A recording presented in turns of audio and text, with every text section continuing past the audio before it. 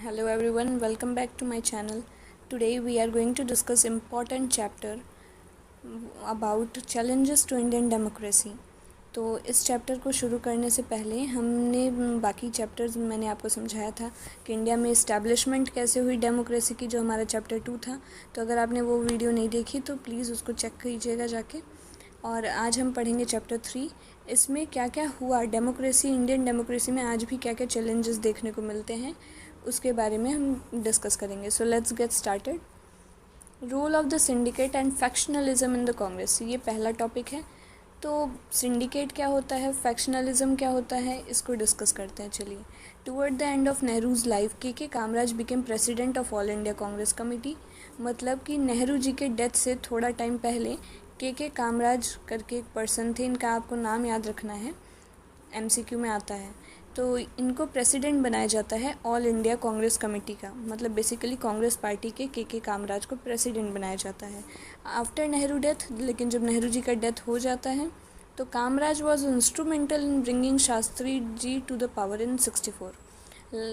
के कामराज लाल बहादुर शास्त्री को 1964 में प्राइम मिनिस्टर बनाते हैं कंट्री का। क्यों वो ऐसा कर पाते हैं? क्योंकि वो प्रेसिडेंट थे कांग्रेस पार्टी के, तो उनके पास पावर थी ऐसा करने की। He was part of group of leader in Congress known as the syndicate. और वो कुछ ग्रुप्स था लीडर का जिसको सिंडिकेट कहा जाता है, उसके भी ये पार्ट थे। अब सिंडिकेट बेसिकली क्या होता है कि इनफॉर्मल ग्रुप है, ये एक इनफॉर्मल पार्टी है। मतलब कांग्रेस पार्टी के ही जो कुछ वेटरन लीडर्स हैं, एक्सपीरियंस लीडर, बड़े नेता लोग जो काफ़ी फेमस हैं, उनको सिंडिकेट कहा जाता था, उनके ग्रुप को। तो के कामराज भी उसी में आते थे। आफ्टर लाल बहादुर शास्त्री सडन डेथ। अब देखो, ये जो पीरियड था 1964 के बाद का, नेहरू जी की डेथ से के बाद का ड्यूरेशन, वो काफ़ी इनस्टेबल था डेमोक्रेसी के लिए। मतलब प्रेसिडेंट, प्राइम मिनिस्टर जो बन रहा था वो ज़्यादा लंबे ड्यूरेशन तक नहीं बन पा रहा था। जैसे लाल बहादुर शास्त्री 64 में बने तो, लेकिन फिर बहुत जल्द उनकी भी डेथ हो गई सोवियत रशिया में अचानक से। वो उनका डेथ अभी भी मिस्टीरियस है। तो the syndicate favour Nehru daughter. जब शास्त्री जी की डेथ हो गई तो स्टेबिलिटी लाने के लिए कोई नया प्राइम मिनिस्टर लाना था उस टाइम पे। तो सिंडिकेट्स जो थे, जो इम्पोर्टेंट लीडर्स थे, मैंने आपको बताया अभी सिंडिकेट के बारे में, वो फेवर करते हैं नेहरू जी की बेटी मिसेस इंदिरा गांधी को over the veteran political Morarji Desai. किसके अगेंस्ट में? मोरारजी देसाई के अगेंस्ट में। मोरारजी देसाई के बारे में यहाँ पे लिखा है वेटरन पॉलिटिशियन, जिसका मतलब कि एक्सपीरियंस्ड काफ़ी था, उनको बहुत अच्छे नेता थे वो, राजनेता। तो मोरारजी देसाई भी इंदिरा गांधी के अगेंस्ट में खड़े थे प्राइम मिनिस्टर के पोस्ट के लिए, लेकिन सिंडिकेट्स मिसेस इंदिरा गांधी को ही फेवर करके उनको बनाते हैं। At the initiative of Kamaraj Indira Gandhi ji became the prime minister. और फिर से कामराज ने ही मिसेस इंदिरा गांधी को प्राइम मिनिस्टर में बनने में काफ़ी रोल प्ले किया। 1967 में इंदिरा गांधी जी पावर में आती हैं। तो इसमें आपको क्या क्या चीज़ें याद करनी है। 1967 में कब इंदिरा गांधी पावर में आई, नेहरू जी की डेथ कब हुई थी 1964 में, और के कामराज का नाम कि ये प्रेसिडेंट थे ऑल इंडिया कांग्रेस कमेटी के। इतना क्लियर हुआ। तो नेक्स्ट है फर्स्ट सीरियस चैलेंज। अब इंडियन डेमोक्रेसी में सबसे पहला सीरियस चैलेंज इंदिरा गांधी के बाद, पावर में आने के बाद जो आता है वो आता है कि संयुक्त विधायक दल won the control over several states in Hindi belt. संयुक्त विधायक दल एक पार्टी थी उस टाइम पे, सबसे डोमिनेंट पार्टी हुआ करती थी कांग्रेस पार्टी, जिसे इंदिरा गांधी बिलोंग करती थी। तो लेकिन बहुत जब इलेक्शन हुआ 1967 में, तो संयुक्त विधायक दल बहुत से हिंदी मेजॉरिटी वाले रीजन में जीत जाती है, सीट्स उनको मिल जाती हैं इंदिरा गांधी जी से ज़्यादा। तो एक मेजर चैलेंज, पहला चैलेंज तो इंदिरा गांधी जी को यही फेस करना पड़ा कि उनकी मेजॉरिटी कुछ हिंदी रीजन्स में से चली गई। Mrs Indira Gandhi was then challenge by the majority of party leadership, conflict led to split in and Mrs Gandhi started new party known as Congress R. तो कांग्रेस आर और ओ, ये इम्पॉर्टेंट है, आपको याद रखना है कौन किसकी तरफ था। जब ऐसा चीज़ें होती हैं, इंदिरा गांधी के पावर में आने के बाद उनको चैलेंज ऐसा फेस करना पड़ता है, तो कांग्रेस पार्टी में स्प्लिट आ जाता है, क्योंकि कुछ मेंबर्स जो थे वो इंदिरा गांधी को पसंद नहीं करते थे, और उनके रोल को वो पहले उनको गूंगी बुढ़िया भी कहा जाता था, गूंगी गुड़िया, जिससे इसलिए कहा जाता था क्योंकि लोगों को लगता था पॉलिटिकल लीडर्स को जो कांग्रेस के थे पहले सिंडिकेट्स, कि ये अच्छा से रोल नहीं कर पाएंगी, क्योंकि उस टाइम पे इंदिरा गांधी काफ़ी सीधी दिखती थी, बहुत मतलब शांत रहती थी, उनके एक्शंस उतने लोगों को पसंद नहीं आते थे सिंडिकेट लीडर्स को, जिसके वजह से स्प्लिट होता है, कॉन्फ्लिक्ट हो जाता है और कांग्रेस पार्टी दो में बट जाती है। कांग्रेस आर जो इंदिरा गांधी के लोग थे उसमें, और कांग्रेस ओ जो कि मोरारजी देसाई जिसके लीडर थे, और सबसे पहले तो के कामराज थे, बाद में देसाई जी आते हैं। तो कांग्रेस ओ और कांग्रेस आर, आर का मतलब है रिक्वेशनिस्ट एंड ओ का मतलब है ओरिजिनल ऑर्गेनाइजेशन, ठीक है। तो दो पार्टीज़ में बट जाता है।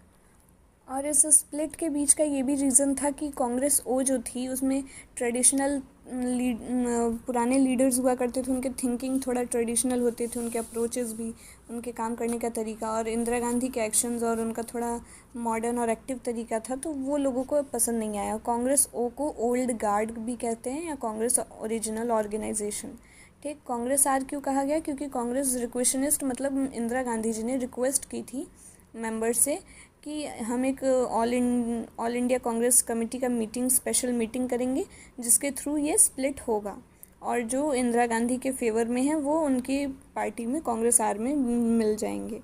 तो ऐसा होता है। फिर the split in Congress was result of growing difference between syndicate और old guards and Mrs Indira Gandhi.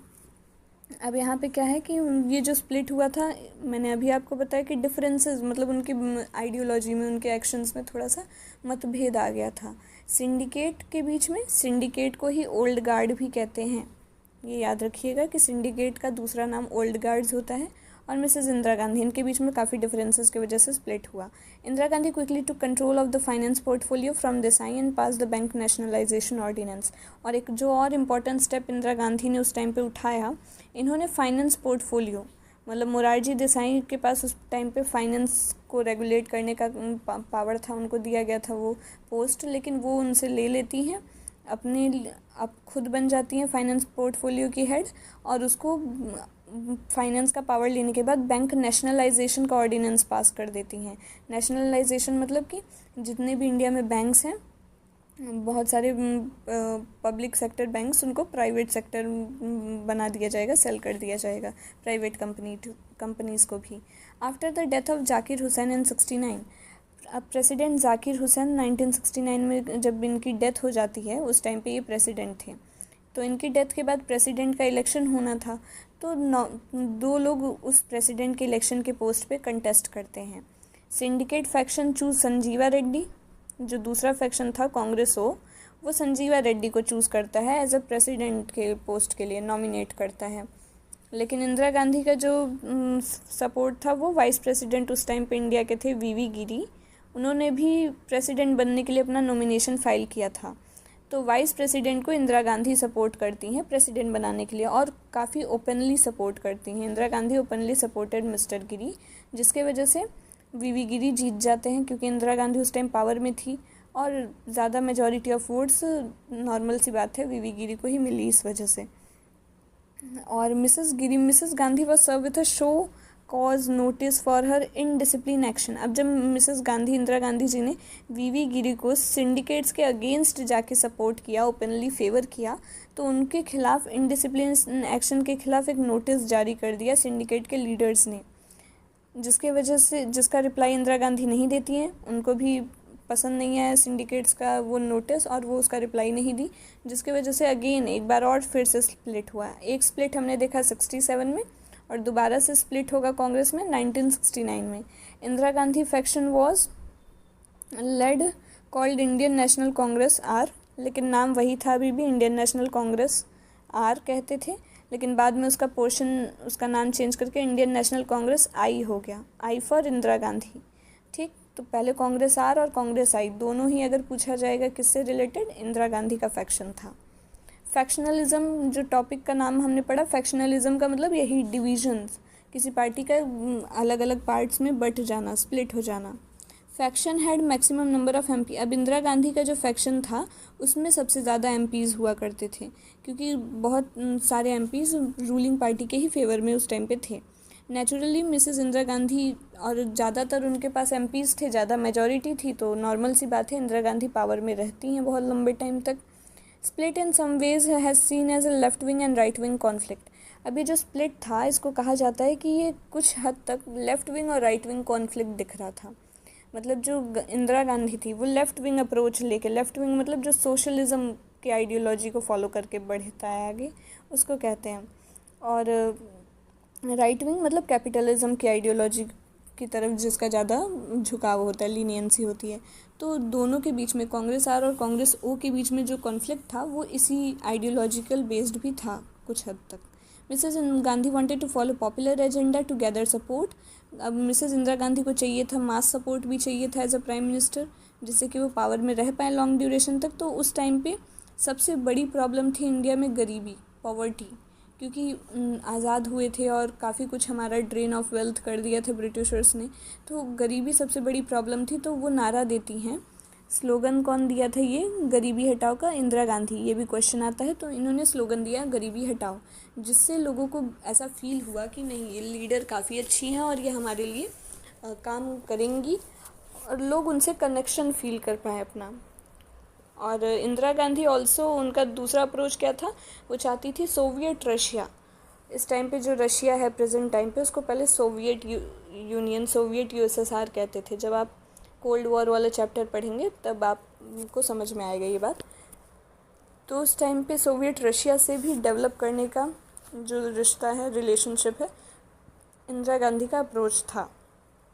But the old guards of Indian National Congress stood for more conservative agenda and distrusted Soviet help. लेकिन old guards जो थे उनका agenda कैसा था, वो थोड़ा conservative, पुराने एजेंडा पे ही चलना चाहते थे, और उनको विश्वास नहीं था, सोवियत रशिया की हेल्प लेना पसंद नहीं आता है। The Indian National Congress will later emerge with much later भारतीय लोकदल। इंडियन नेशनल कांग्रेस जो थी उस टाइम पे, वो जिसको मोरारजी देसाई लीड करेंगे, पहले तो के कामराज थे उसके लीडर, कांग्रेस ओ के 67 में जब स्प्लिट हुआ। लेकिन अभी जो 69 में स्प्लिट हुआ उसमें मोरारजी देसाई उसको लीड कर रहे थे। तो ये जो पार्टी थी बाद में मर्ज हो जाती है, भारतीय लोक दल के साथ मिल जाती है, BLD। ठीक है, ये भी याद रखना है। ऑन अदर पार्टीज़, और भी कुछ पार्टीज़ के साथ मर्ज हो जाती हैं और एक बड़ी पार्टी बनाती है Janata Party. Janata Party more united opposition to Indira Gandhi's rule. ये पार्टी काफ़ी इंपॉर्टेंट पार्टी है। आपको चैप्टर में पूरे इसी पार्टी के बारे में काफ़ी कुछ देखने को मिलेगा, क्योंकि ये पार्टी ओपोजिशन थी, इंदिरा गांधी के रूल के खिलाफ एक स्ट्रॉन्ग ओपोजिशन पार्टी बन चुकी थी। जब बहुत सारी छोटी छोटी पार्टीज़ मिलकर एक बड़ी सी पार्टी बना ली थी जनता पार्टी, तो वो काफ़ी स्ट्रांगली अपोज कर रही थी इंदिरा गांधी के रूल को। Emergence of political parties main leaders, one of important feature of election. अब 1967 में एक इलेक्शन होता है, तो उस टाइम पे क्या चीज़ें देखने को मिलती हैं, पॉलिटिकल पार्टीज़ का एमरजेंस देखने को मिलेगा। हमने काफ़ी देखा कि बहुत लंबे टाइम से नेहरू जी प्राइम मिनिस्टर थे, फिर इंदिरा गांधी, मतलब काफ़ी लॉन्ग ड्यूरेशन से कांग्रेस रूल ही चल रहा था जब से इंडिया आज़ाद हुआ था। लेकिन अब 1967 में थोड़ा सा कुछ चेंजेस देखने को मिलेगा। तो चेंजेस ये हैं कि 1967 में जब इलेक्शन हुआ तो एक एजेंडा ये देखने को मिला कि एंटी कांग्रेस फ्रंट कुछ स्टेट्स में जीतते हैं। मतलब जो कांग्रेस के खिलाफ जो पार्टियां थी वो बहुत से स्टेट में सीट जीत जाती हैं, जैसे यूपी, मध्य प्रदेश, हरियाणा, स्वतंत्र पार्टी, ऐसे बहुत ही स्टेट्स में अदर पार्टीज़ भी इलेक्शन में जीत जाती हैं 67 के। और जो कांग्रेस पार्टी थी उसकी मेजॉरिटी जो थी वो पहले से कम हो गई। इम्पोर्टेंस ऑफ, अब इस इलेक्शन का इम्पोर्टेंस क्या था, 67 में जो इलेक्शन हुआ, ये इलेक्शन कौन सा इलेक्शन था, 4th election to the Lok Sabha का 4था इलेक्शन था। Indian National Congress remain in power. इस टाइम पे भी इंडियन नेशनल कांग्रेस पूरी तरीके से नहीं हटी थी, कांग्रेस पावर में थी, रूलिंग पार्टी वही थी, लेकिन मेजॉरिटी ऑफ सीट्स नहीं जीत पाई थी, बहुत ज़्यादा मेजॉरिटी ऑफ सीट्स नहीं थी, मेजॉरिटी ऑफ सीट्स उनके पास थी, लेकिन पहले के मुकाबले में 70 लेस सीटें उन्हें मिली थी, 70 सीट्स कम थी। 62 में जो इलेक्शन हुआ था उसके अकॉर्डिंग अगर कंपेयर किया जाए तो 67 में 70 कम सीट्स मिली थी कांग्रेस पार्टी को, जो दिखा रहा है कि लोगों का फेथ कैसे डिक्लाइन होता चला जा रहा है कांग्रेस पार्टी में से। In the mean time Congress party face internal division. उसी टाइम पे कांग्रेस पार्टी में इंटरनल डिवीज़न, वो तो हमने आगे भी पढ़ा कि कितनी बार स्प्लिट हुआ, इंटरनल डिवीज़न देखने को मिला। नेहरू शास्त्री डाइड। जब नेहरू जी, शास्त्री जी ऐसे इम्पोर्टेंट प्राइम मिनिस्टर का डेथ हो जाता है, इंदिरा गांधी पावर में आती हैं। तो ऐसा भी एमसीक्यू में आ सकता है, who succeeded Lal Bahadur Shastri as a leader. Indira Gandhi succeed करती हैं उनको, शास्त्री जी के बाद वो पावर में आती हैं। लेकिन drift emerge between her and deputy prime minister Morarji Desai. उस टाइम पे जो डेप्यूटी प्राइम मिनिस्टर थे 67 में, मोरारजी देसाई और इंदिरा गांधी के बीच में थोड़ा सा कॉन्फ्लिक्ट आ जाता है, क्योंकि मोरारजी देसाई कांग्रेस ओ पार्टी से थे, सिंडिकेट के लीडर थे। इंदिरा गांधी कांग्रेस आर से बिलोंग करती थी, तो थोड़ा राइवलरी देखने को दोनों में मिलती है।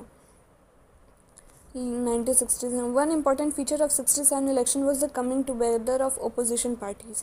और एक बहुत इम्पॉर्टेंट अनदर फीचर अगर पूछा जाए इस इलेक्शन का, तो बहुत सी ओपोजिशन पार्टीज़ इसमें साथ में आती हैं। मैंने आपको अभी ऊपर भी बताया कि कांग्रेस ओ और भारतीय लोक दल और भी छोटी पार्टीज़ मिलके एक बड़ी पार्टी बनाती हैं, जनता पार्टी। और एंटी कांग्रेस फ्रंट बहुत सारे स्टेट्स में सीट जीतता है। सेम चीज़ें दोबारा से दी हुई हैं। और एक और इम्पोर्टेंट फीचर था कि जितना इलेक्शन में सीट्स जीती थी वो कम हो गया। बहुत से स्टेट्स में जैसे मेजॉरिटी चली गई, 8 स्टेट्स में, 8 स्टेट की लेजिस्लेटिव असेंबली में कांग्रेस पार्टी जो है वो हार गई, मेजॉरिटी नहीं मिली उसको। जैसे कि यूपी, राजस्थान, पंजाब, वेस्ट बंगाल, उड़ीसा, मद्रास एंड केरल, इन सब स्टेट्स में। Jansangh emerges the main opposition party in UP. अब हर जगह अलग अलग जगह पे जहाँ पे कांग्रेस मेजॉरिटी में नहीं आती है वहाँ पे कौन कौन सी पार्टी आती है, तो जनसंघ यूपी में काफ़ी स्ट्रॉन्ग अपोजिशन पार्टी की तरह रोल प्ले करती है। मध्य प्रदेश और हरियाणा में भी जनसंघ का रोल था। स्वतंत्र पार्टी इन उड़ीसा में, उड़ीसा, राजस्थान, आंध्र प्रदेश, तो ये सारी पार्टीज़ आती हैं। रिजल्ट ऑफ इलेक्शन 67 के इलेक्शन का रिजल्ट क्या होता है? Congress party lose the confidence of people. मतलब लोगों का विश्वास जो था कांग्रेस पार्टी में 67 में कम हो चुका था, क्योंकि कांग्रेस पार्टी के जो एक्शंस थे वो शायद लोगों के फेवर में नहीं थे, जिसके वजह से आप देख सकते कि इलेक्शन में 70 सीटें कम मिली। तो उसका मतलब काफ़ी क्लियर है कि लोगों का जो फेथ है वो कांग्रेस पार्टी में से जा रहा है। पार्टी में काफ़ी सेटबैक देखने को मिला। 8 असेंबली सीट्स में भी वो हार गई स्टेट्स में। Electoral losses of the party led Gandhi Indira Gandhi become assertive opting for series of choices. अब जब इंदिरा गांधी कुछ हार जाती हैं इलेक्शन में तो उनको वो स्ट्रॉन्ग स्टेप्स लेती हैं अपने डोमिनेंस को, अपने रूल को बनाए रखने के लिए। This put her against the rest of parties establishment. और उनके जो कुछ डिसीजंस हुए उनके ही पार्टी के मेंबर्स को पसंद नहीं आया, कुछ लोग उनके अगेंस्ट हो गए। इंटरनल स्ट्राइफ देखने को मिला जिसके वजह से सिचुएशन वर्स होती चली गई। और नवंबर 1969, ये डेट इम्पॉर्टेंट है, इस टाइम पे इंदिरा गांधी को पार्टी से ही एक्सपेल कर दिया गया, निकाल दिया गया। This action led to split of the party in 2 factions. और 1969 में स्प्लिट हुआ, जो कि मैंने अभी आगे भी आपको सेम चीज़ें बताई थी, 2 पार्ट में बटा। Congress O led by Morarji Desai and Congress R led by Indira Gandhi. Indira Gandhi को लीड कर रही थी आर को, और ओ के लीडर थे Morarji Desai. Now she continued to head a minority government with support from the CPI until she called early election of 1979। ये भी क्वेश्चन आता है कि किस पार्टी ने, जब वो 1967 में इंदिरा गांधी को कम वो मिलता है, उनका डिक्लाइन होने लगता है 71 के इलेक्शन में तक, वो अपने पावर को कैसे बना के रखती हैं। तो माइनॉरिटी गवर्नमेंट उनमें थी उस टाइम पे इंदिरा गांधी 69 में, और उनको सपोर्ट मिला CPI पार्टी का, कम्युनिस्ट पार्टी ऑफ इंडिया का सपोर्ट मिला। और उस कम्युनिस्ट पार्टी ऑफ इंडिया ने 1971 के न्यू इलेक्शन तक उनको उनके साथ कोलिजन बना के सपोर्ट किया उनको। ठीक, तो इस वीडियो में बस इतना ही। नेक्स्ट वीडियो में आगे का पार्ट हम डिस्कस करेंगे, जिसमें नक्सल मूवमेंट और उसके राइज़ के बारे में और भी जो चैलेंजेस थे इंडियन डेमोक्रेसी में उस टाइम पे, उसको अच्छे से डिस्कस करेंगे। तो अगर आपको एक्सप्लेनेशन स्टूडेंट्स अच्छा लगे तो प्लीज़ लाइक ज़रूर कीजिएगा, उससे मुझे भी मोटिवेशन आएगा, जिससे मैं आपके लिए अच्छे अच्छे कंटेंट्स ऐसे ही लाते रहूँगी। And thanks for watching.